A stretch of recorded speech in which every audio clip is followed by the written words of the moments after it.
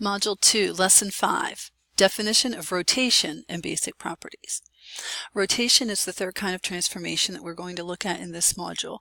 And a rotation, if you rotate something, it means you're going to spin it or turn it. So turn or spin.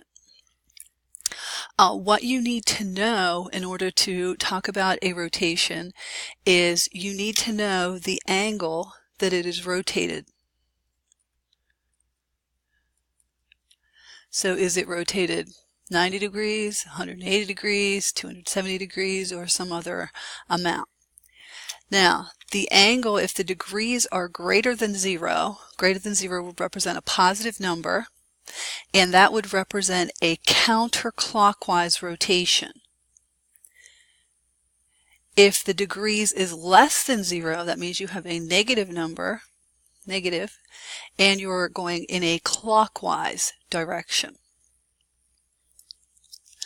All right, so you need to know the angle rotated. You also should be telling the point of rotation. So what point are you rotating around? So if we're rotating 360 degrees, if we're looking this direction and we go 360 degrees, that means we've gone back to where we started.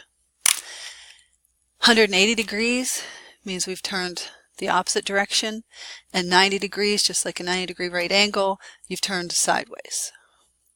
Okay, so those are pretty much the standard rotations. You could also do 270, which would take you from here around 180 plus 90 more.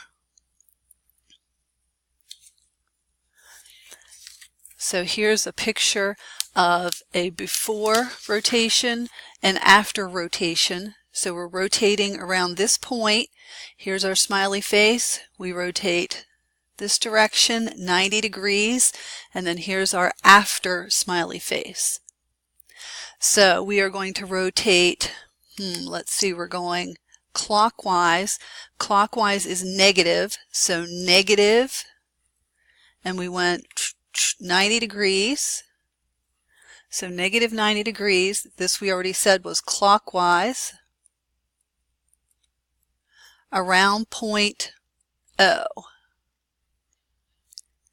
So we rotated it negative 90 degrees or clockwise around point O. So we have to tell the size of the rotation, the direction of the rotation, and the point you're rotating it around.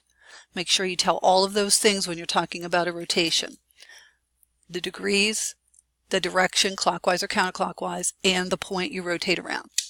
All right, finally, we have pretty much the same thing we've had for the last two. We map lines to lines, segments to segments, rays to rays, angles to angles. Whatever shape you start with is the shape you end with. Lengths are congruent, angles are congruent. The object does not change in size. It simply changes in the orientation that you see it on the page.